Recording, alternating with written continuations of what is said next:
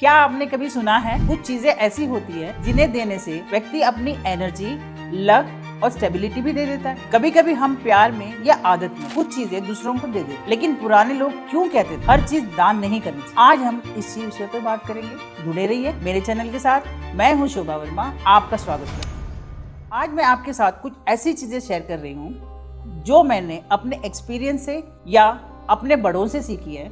ये कोई सुपरस्टिशन नहीं है। कई चीजों के साथ एनर्जी और लॉजिक दोनों जुड़े होते हैं। तो चलिए जानते हैं कौन सी चीजें कभी भी किसी को सीधे नहीं देनी चाहिए। जैसे पहली चीज नमक यानी सॉल्ट। आपने कई बार सुना होगा किसी का नमक खाया है। नमक सिर्फ खाने की चीज नहीं माना गया, यह लॉयल्टी और एनर्जी से भी जुड़ा माना जाता है। इसलिए नमक हलाली और नमक हरामी ऐसे शब्द भी बने। कहा जाता है अगर आप किसी से नमक लेते हैं या देते हैं तो उसे कहीं ना कहीं एक एनर्जी एक्सचेंज होती है। इसलिए अगर कभी किसी को नमक देना भी पड़े तो उसके बदले उसे थोड़े से पैसे जरूर ले लीजिए। अब दूसरी चीज है चाकू, नाइफ या कैंची। ध्यान दीजिए, घर के बड़े अक्सर कहते थे कि चाकू सीधे हाथ में मत दो, क्योंकि चाकू का काम है काटना और कहा जाता है इससे रिश्तों में कटाव आने लग जाता है। अब आप कहेंगे ये तो सुपरस्टिशन है, लेकिन सोचिए मीठी बातों से रिश्तों से मिठास बढ़ती है, तो हार्श एनर्जी वाली चीजों का असर भी माना जाता है। इसलिए अगर किसी को नाइफ या सीजर देनी पड़े तो साइड में रखकर कहिए ये ले लीजिए। अब तीसरी चीज है माचिस या लाइटर। इन्हें भी सीधे हाथ में देने से मना किया जाता है, क्योंकि इनका काम है जलाना। पुराने लोग कहते थे यह घर की शांति और प्यार में इरिटेशन बढ़ा सकते हैं, इसलिए इन्हें भी साइड में रखकर देना बहुत जरूरी माना जाता है। अब बात करते हैं जूतों की। यह पॉइंट बहुत इंटरेस्टिंग है। अक्सर लोग पुराने शूज किसी को दे देते हैं, लेकिन पुराने लोग अवॉइड करने के लिए कहते थे, क्योंकि जूते स्टेबिलिटी और सैटर्न यानी शनि से जुड़े माने जाते हैं। आपने सुना होगा कई लोग कहते हैं मंदिर या गुरुद्वारे से जूते चोरी हो जाए तो अच्छा होता है, बड़ी बला टल जाती है, क्योंकि मान्यता है कि शूज नेगेटिव एनर्जी एब्जॉर्ब करते हैं। इसलिए कहा जाता है अपने पहने हुए जूते किसी को देने से आप अपनी प्रॉब्लम्स और स्ट्रगल्स भी ट्रांसफर कर सकते हैं। यहाँ अगर किसी जरूरतमंद की मदद करनी हो तो नए शूज खरीद कर देना बेहतर माना जाता है। अब एक और इंटरेस्टिंग चीज, घड़ी। बहुत लोग कहते हैं किसी की वॉच बंद हो जाए या बार बार रुकने लगे तो लाइफ प्रोग्रेस भी स्लो होने लगती है।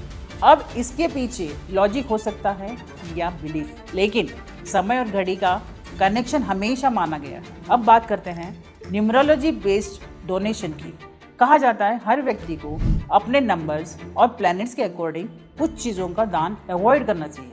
अगर आपका जन्म 1, 10, 19 या 28 को हुआ है तो आप नंबर 1 है, और नंबर 1 सन यानी सूर्य से जुड़ा है। इसलिए कहा जाता है ऐसे लोगों को गेहूं का दान अवॉइड करना चाहिए, क्योंकि गेहूं सूर्य से जुड़ा माना जाता है। अगर नंबर 2 है यानी 2, 11, 20 या 29 को जन्म हुआ है तो आप मून से रूल्ड है। ऐसे लोगों को पानी और चावल का दान अवॉइड करने की सलाह दी जाती है, क्योंकि ये चीज़ें मून एनर्जी से जुड़ी मानी जाती है। अब बात करते हैं रुमाल यानी हैंडकरचीफ की। यह सिर्फ पसीना साफ करने की चीज़ नहीं मानी गई, हम इसे अपना माथा भी पोंछते हैं, यानी कहीं ना कहीं अपनी एनर्जी और इमोशंस भी।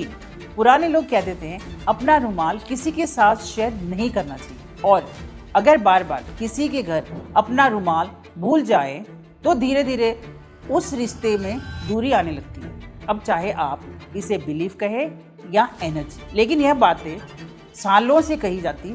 अब यहाँ एक इंटरेस्टिंग बात और है, आपने अपने लकी कलर्स का रुमाल अपने साथ रख सकते हैं। अगर आपका नंबर 1 या 4 है तो वेरी लाइट ऑरेंज शीट। अगर आपका नंबर 2 और 7 है तो ऑफ वाइट, लाइट पिंक या लाइट ग्रीन। अगर आपका नंबर 5 है तो ऑलिव ग्रीन। अगर नंबर 6 है तो फ्लोरल पिंक या फ्लोरल प्रिंट्स। अगर नंबर 8 है तो वेरी लाइट ब्लू, और नंबर 9 है तो माव या लाइट पर्पल। इस तरह आप अपने लकी कलर को डेली लाइफ में कैरी भी कर सकते हैं। अब मुझे कमेंट करके ज़रूर बताइए इनमें से कौन सी बात आपने पहले सुनी थी और कौन सी चीज़ है जो मना करने के बाद भी लोग अक्सर शेयर कर देते हैं। वीडियो को अपने नियर एंड डियर वंस के साथ ज़रूर शेयर कीजिए। मिलती हूँ आपसे बहुत जल्दी एक नई वीडियो के साथ। Take care and stay blessed.